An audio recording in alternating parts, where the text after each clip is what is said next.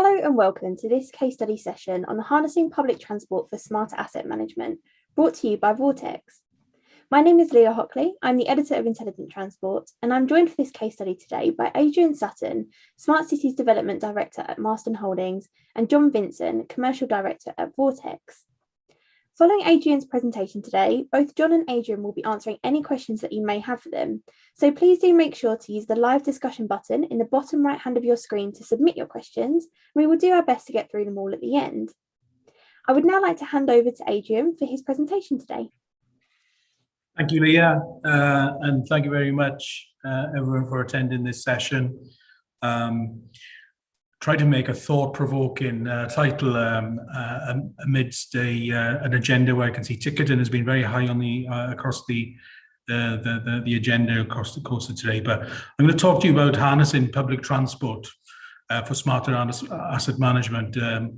Could describe it as a new paradigm, or we could describe it as how we sweat the assets that we have and how we generate data from places where we haven't previously generated data from.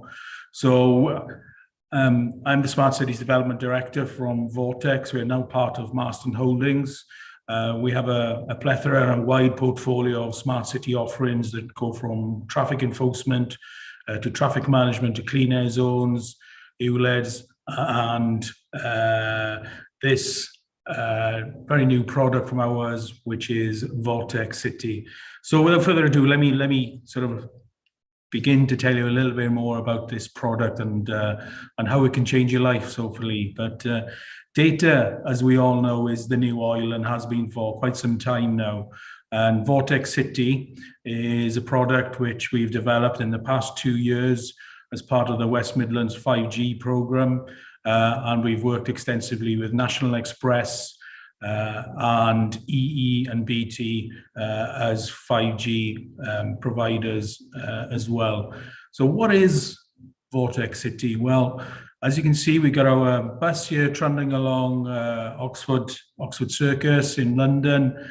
And what it's doing as it's driving along, it's actually detecting and picking up and scanning the environment around it continuously to look for some potential asset hazards or street furniture failings, it could be, for example. So what we've got in the center of the picture is a pothole.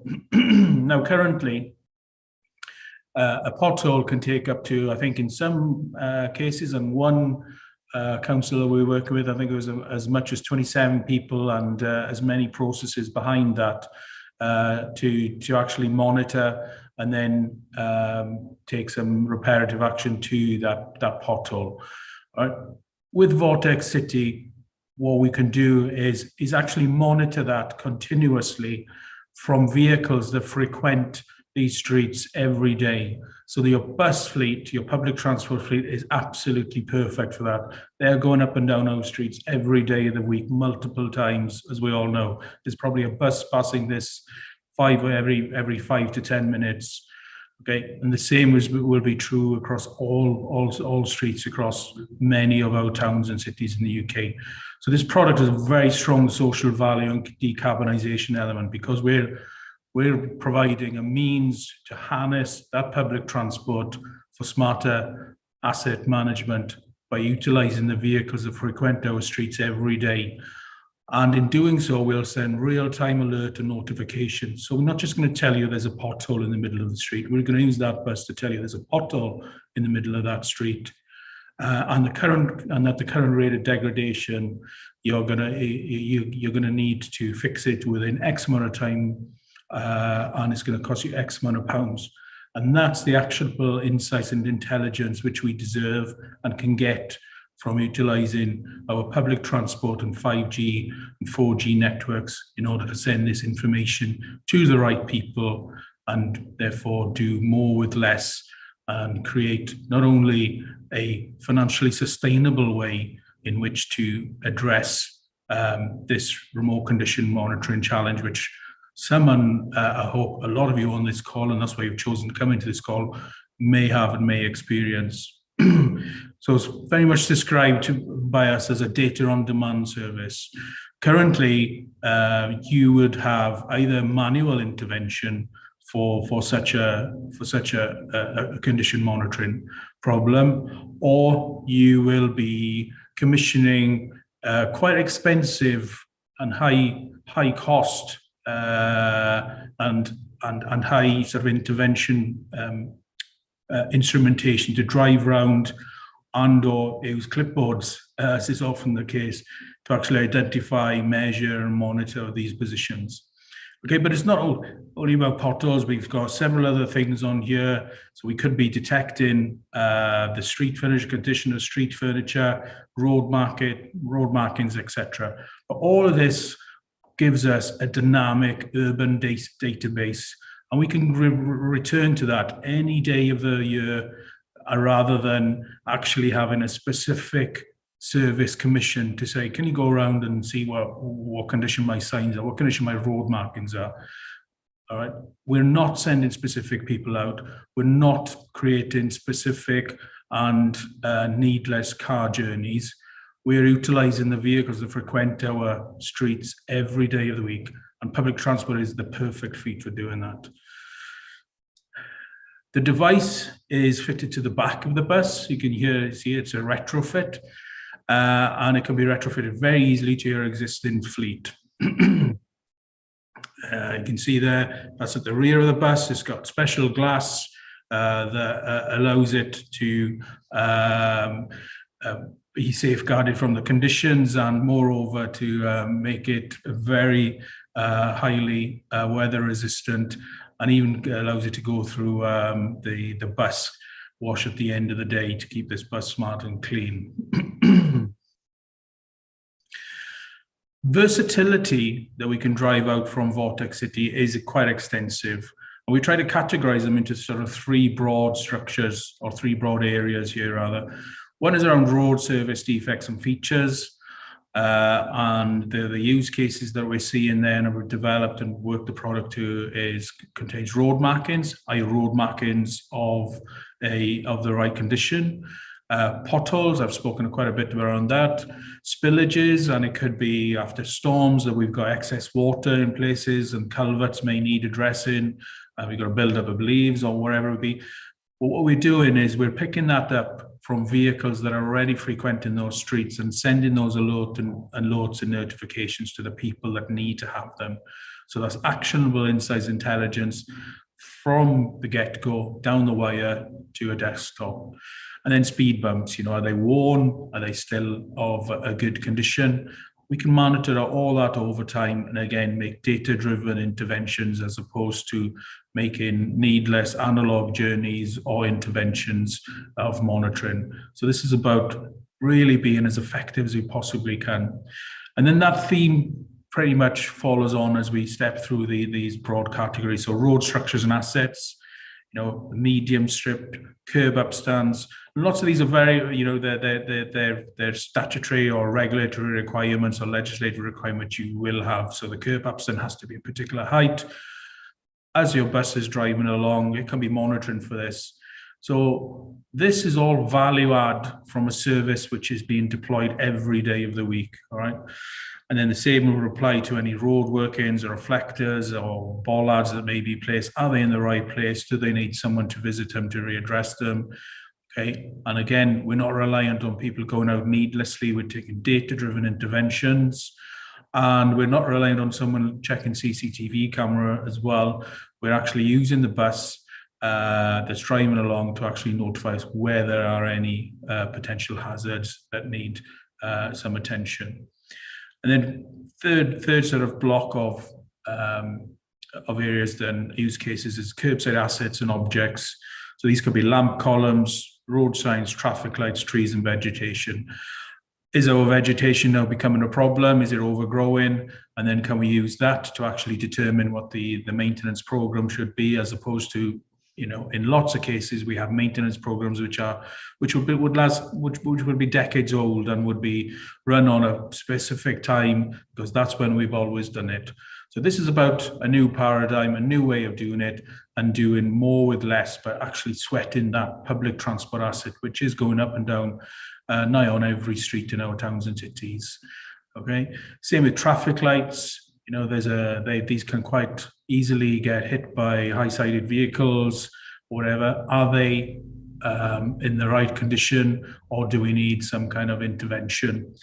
Same with road signs and lamp columns. Now, quite a lot of the work we're doing with our some of our colleagues across the Marston Group is using Vortex City as a readiness for the introduction of Part 6 across various parts of the country. So some of you may be familiar with Part 6, but it's about making sure there were road signage, lamp columns, there were yellow boxes are of the highest quality and actually compliant with bringing into place Part 6 traffic enforcement regulations. So again, complete value add. You're not commissioning a specific service. And what you're getting here is the versatility of LiDAR-based technology. So behind that screen, there's LiDAR-based technology. It's extremely versatile in the amount of use cases that it can actually cater for. So what does it look like? So here's a typical bus. It's a National Express bus in our flagship project in Birmingham. You can see as it's driving along here now. We're taking an overhead drone view here in a city setting. And that is actually capturing data all the while as it's driving along.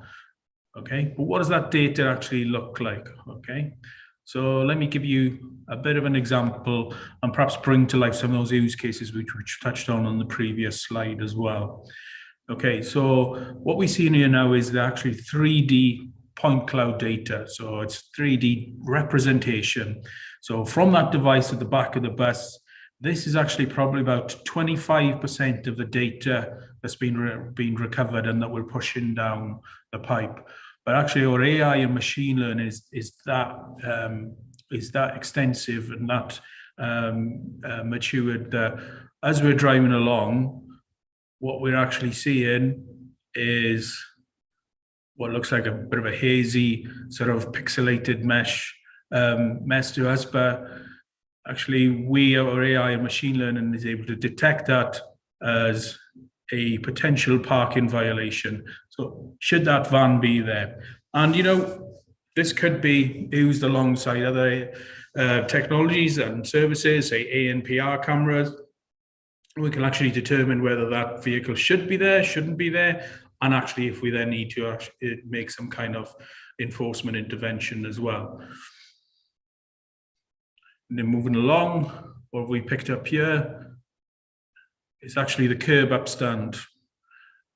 Okay, we can get to millimeter accuracy on this, and we can do that at quite high speeds as well. So I think we're up to over 60 miles an hour where we're collecting data at the moment, right? So that curb upstand is 12 centimeters. Is that right? Is that wrong? Is it consistent? Is it degraded over time? What is the rate of degradation?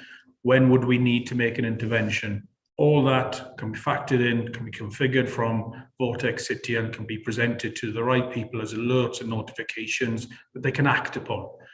This is not about sending meaningless data. This is about sending alerts and notifications to the right people that need to know, and actually providing them with summary job specs as well, so that they can begin to build up those work schedules, and or we use Vortex City to build up those maintenance schedules as well. So again, this is core then to getting more for less and sweating that public transport and harnessing that public transport capability to deliver a smarter asset management regime. So moving along, what we've got here is an actual bus shelter. Okay, and then some of the things which we've done with National Express and another transport company is to understand how people are queuing, how many people are queuing. So again, at different times of the day, this is given a deeper insight into sort of patterns of behavior, and also whether the bus shelter has been damaged, is the glass broken or whatever it may be. So all this is possible from Vortex City. Moving along to the next intervention, we got here, this is around street signage, and we're actually testing to make sure that they're actually in the right position and of the right condition as well.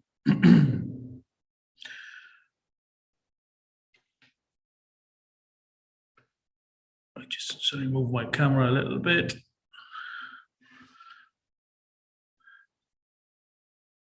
Bollards. Okay, so we've all seen enough bollards around our cities and highways. So again, are those bollards in the right place? Have they been moved? Do they need some kind of intervention from some enforcement or resource on the ground to make sure they are in the right place? And again, this can be data driven. And in some of the work that we're doing in Marston, we're actually using this to send our civil enforcement officers to particular areas to make sure these potential hazards, or if in the case of bollards, if bollards being moved, we can actually direct the civil enforcement officer directly to this case, and then they can move the bollards into the correct place. And then finally, we've got road markings. Again, what is their condition at this point in time, and is it now of a position where we should be making some form of intervention? Okay, and again, I talked about part 6, things like road signage, the position of traffic lights, and the condition of road markings become really critical to making sure that there's a compliant set of street furniture and road markings in place for the introduction of those. So again, we're collecting this data from vehicles that frequent these streets every day of the week, so there's no needless journeys, and therefore this is a very much a carbon reducing technology, but also one that is contributing to financial sustainability, cost avoidance, and at the same time making sure you're getting maximum ROI from that public transport fleet that is going up and down our streets. Okay, so I took a very much of a canter through the product. Then you can now see the product, and I very deliberately did a canter through to allow us some time at the end of the session, as much as possible, to take some questions. And I think John will join me in the questions. But if anyone wants to know more about the product, there is on our website, vortexiot.com, you'll see quite an extensive product page on the product, and also some quotes and testimony from National Express, who helped us develop the product and are now utilizing the product in their Birmingham city setting, and will go further afield very, very rapidly. Okay, Leah, I think hopefully we've collected some questions as we've been going along, or if not, I've gone at too much of a canter. No, not at all. Thank you so much, Adrian, for a really insightful presentation about Vortex City. And following this, as you mentioned, love to welcome John back, just so that we can take a look at some of the questions that have been submitted, as well as a few others that we've collected. To those who are watching, if you do have any more questions for our speakers, then please do make sure to keep submitting them, and we'll try to get through as many as possible. So the first thing, Adrian, that I wanted to follow up on that you mentioned at the end there, and I'm sure, John, you'll have thoughts as well, is that you mentioned about decarbonisation, and I was just wondering about whether or not you could elaborate further on how Vortex City is supporting emission reduction. Yeah, absolutely. Well, I think the key point, and perhaps I mentioned it a few times throughout the presentation, is everything that we do is going to contribute to, at some point or other, to our race for net zero. Scope 1 and 2 of Race to Zero are within our gift. Scope 3 are all about the things that are much harder to achieve, and actually utilizing fleets of vehicles that are frequenting our streets to actually support and harness the data that they can generate will contribute to our decarbonisation, because you are reducing the number of needless car journeys by harnessing the things that are needing to move around and our streets every day of the week. So why wouldn't we use it? And the actual potential of tonnage of carbon reduction from vehicle fleets such as bus fleets is absolutely enormous. Lovely, thank you. And John, I don't know if you have any thoughts Yeah, about. I'll just add that, that effectively what we're aiming to achieve here is reduce the number of processes which are involved. So if you think at the moment, for example, the Adrian gave about the pothole, actually the ability for us to scan that pothole, to understand its degradation rate, to understand when it hits a particular intervention criteria level of a council, but actually just send the information not to the council for them to send out an inspector, but actually send it direct to their contractor and tell you this is the depth and size and dimension of the holes, this is how much material you're going to need. That's much more carbon reducing in terms of the number of processes and trips you do. It also helps councils in terms of the number of contacts they have. They're giving a better service to their residents. They're not quite often the first thing they might hear about a pothole is a resident ringing in to complain about it or making an insurance claim. So this is tackling a number of cost saving initiatives as well as decarbonisation on quite a grand scale, really. Fantastic, thank you. And then obviously one of the really key features of this product is the fact that it can be retrofitted to any vehicle.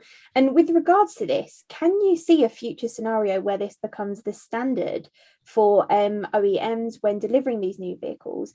And what type of vehicles do you envisage this being available for? Yeah, we absolutely do see that, and I'd say National Express is being part of the product development was very much aimed at that. So I think they would be buying tens of thousands of buses a year, and replacing their fleet at quite a significant rate. Okay, so that they can be retrofitted is very much a here and now. But the future for this obviously would involve the technology being OEM'd or being a standard fit into the buses, and that very much high on National Express's agenda, and we'd welcome that opportunity. The technology we're using here, so we have side by side within the device both a small CCTV camera and the LiDAR technology. The LiDAR technology is from an industry-leading provider. Currently got the largest LiDAR contract globally, and this is the same technology that's been used in our vehicles and in the introduction of autonomous vehicles as well. This is classed as a non-autonomous, non-automotive use of it. But nonetheless, that this would be OEM'd into buses is an absolute direction of travel, and that level of innovation, will be driven by the tier one bus providers and builders of this world. But similarly, innovation can come from the councils in the way that they want to procure their bus fleets going forward. So why wouldn't they be including this as a standard line item in a procurement exercise when you're probably deploying a bus contract for probably 10, 15 years at times, So I think innovation and how this technology becomes embedded in everyday life is very much within our gift. Yeah, I think absolutely right. I'll just pick up one quick small point there from Adrian mentioned, because he mentioned the fact it has CCTV inside it. The huge advantage this system has over just a purely CCT driven one is actually the weathers. It works in all weathers, any light conditions. It doesn't matter whether it's foggy, whether it's raining, whether it's middle of the night, etc. So that's a huge advantage you have over it. What we use the CCTV for is actually we can then program it remotely to say, well, actually, we're going past this intervention. We think it's an intervention. Let's take a snapshot. And it just gives an extra level of comfort to the operator to say, yes, I understand that, I recognise that, etc. Fantastic, thank you. And one of the questions that we've had submitted is, how does the software know what to rate an asset? Is there a rating scale, and can this be customised? Yeah, absolutely. The versatility of LiDAR, especially when you're getting a 3D point cloud here. All right, so this is where AI, machine learning, and the power of processing and 5G technology allows us to actually take a very immersive view on the data, what it needs to actually scan. We can actually, AI and machine learning is very clever, but it still needs people to actually set those parameters in place. But we've been tested for tens of thousands of kilometers with a product now. And we're picking up very dense and very deep sort of 3D point cloud data. And I think I sort of stumbled across it in some of the presentation. The versatility, the sheer versatility that LiDAR technology offers is astounding. You know, you could actually get into a case where you're boiling the ocean with a sheer number of use cases. But you know, what we've tried to put on that page is probably some of the key items which local authorities would be tackling every day of the week. I think that's actually spot on. And actually, you know, to answer that question a bit further, absolutely customizable by the customer. So they will all have their own different intervention levels. For example, for potholes, they might want to know when a tree canopy is overleaning, when a lamppost is leaning by a certain number of degrees. That's totally customizable. The AI is just recording what's there. You know, the LiDAR's recording what's there, and the AI is just overlaying something like that. It's not making the decision. We feed in those decision matrices into it. So the other great thing about it is actually it confirms assets. So some of the partners we're working with on this, actually being able to go around and confirm their asset inventory is a major step forward for them, and actually the position of that asset. So, you know, some councils, you know, still don't know exactly, can't say 100% how many lampposts have I got and are they where I thought they were in our GIS system. So it's really powerful. But yes, absolutely customizable to whatever intervention level it might have. It's a really good point, and perhaps if I just offer up a few more points, there is I refer to it as data on demand, you know, as opposed to commissioning a specific service to, you know, to go around and check with very high cost instruments for a couple of days or a few hours or wherever it may be to get this kind of information. And/or you're sending out people to collect this information. What we're doing here is data on demand. So even if there's something which we didn't know of and we collected it in January, for example, and we want to go back to January, you can go back to January. So you can actually use your data on demand because you've been continually capturing it to actually go back in time and reanalyze that data for potential issues or queries that you may have. Brilliant, thank you. And sort of further to this, what format is the data collected and how is it delivered? And is it accessible? Absolutely. So we want to send actionable insights and intelligence down the pipe, all right? So we're reliant on 4G, 5G technology here. Where there are not spots, what happens is the data is buffered, and when it finally then gets to a point where it's got a connection, it'll send it down the internet, and that can be presented to a cloud or to a data lake or to an application of choice. But what we're trying to do is not send and bombard the people with data. It's actually, coming on to your last question, as you say, customizable and configurable, is actually lifting out the things that matter, setting those alerts and notifications so that they're meaningful. All right, it's a bit like SLA management on a monthly basis. There are 10 questions which you know we always need to answer. All right, what are they? So let's send those down. So, for example, you don't need to know if a pothole is, you know, a couple of millimeters, 10 centimeters wide and a millimeter deep, for example. What you want to know is when it's going to cause a problem or the rate of degradation that we're seeing. When does it become a problem, and how does the cost profile of that change? What kind of volume of material do we need to fix it as well? So it's about sending actionable insights and intelligence that are data driven and can be acted upon. So I think that the rate at which you do that is really important, because you know what, we're all really data rich but insight poor, and sort of paramount to how we've developed this is to actually just send the data down that really matters so people can act upon it rather than be, you know, overwhelmed by the sheer number of data, because this is like drinking data from a fire hose, yeah? And no one can keep up with that. That's a brilliant analogy. Thank you. John, have you got anything to add to that? No, I think it'll come down to each client's personal preferences.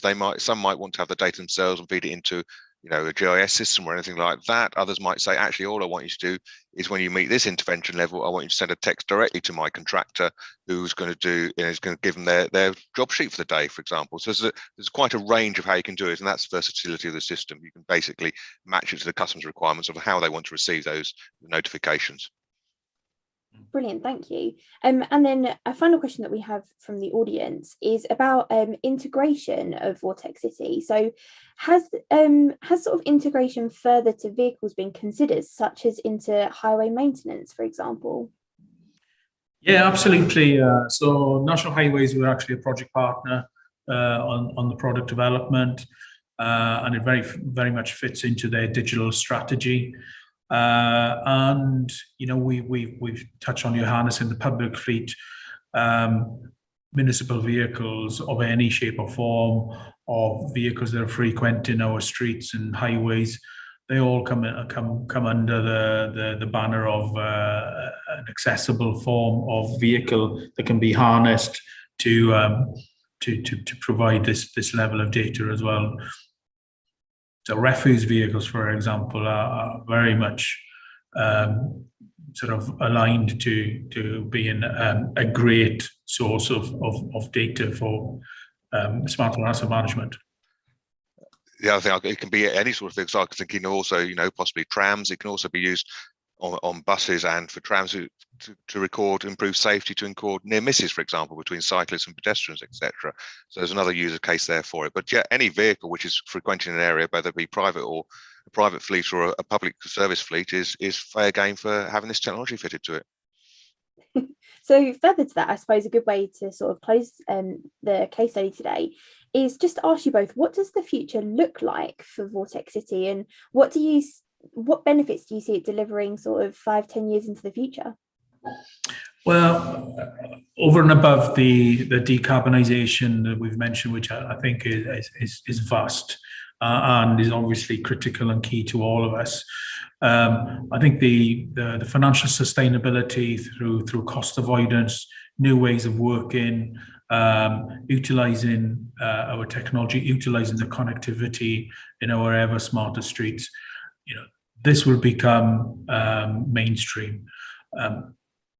Further afield, we're seeing a significant amount of interest from the Middle East, from Southern Europe as well. So I think this is a potentially and well, not potentially, we very much hope so. It's a technology that solves a common sort of global challenge on decarbonisation and also doing more with less, in an ever-changing world.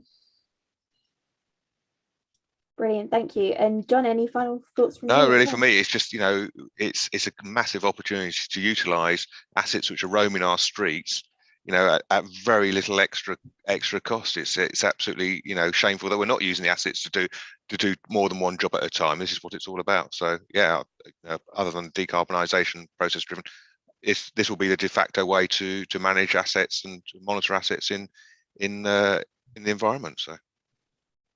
Lovely. Well, thank you both so much. And it's a shame that that's all that we have time for today. But to our audience, both John and Adrian will still be available to answer any additional questions that you may have in the networking room. And you are also more than welcome to connect with them on the event platform. Additionally, do make sure to visit the sponsors and exhibitors section on the platform to view Vortex's event partner stand, and there will be someone available to answer any questions that you may have. Up next today is our fourth and final panel discussion of the day, during which speakers from the Minnesota Department of Transportation, the Metropolitan Transport Authority of the Barcelona area, and Voi Technology will be joining us to discuss the key features of successful mobility as a service schemes, and we hope to see you there. Otherwise, thank you again to both Adrian and John for the presentation and discussion today. It was fantastic, and goodbye for now. Thank you, everyone. Thank you, everyone. Bye.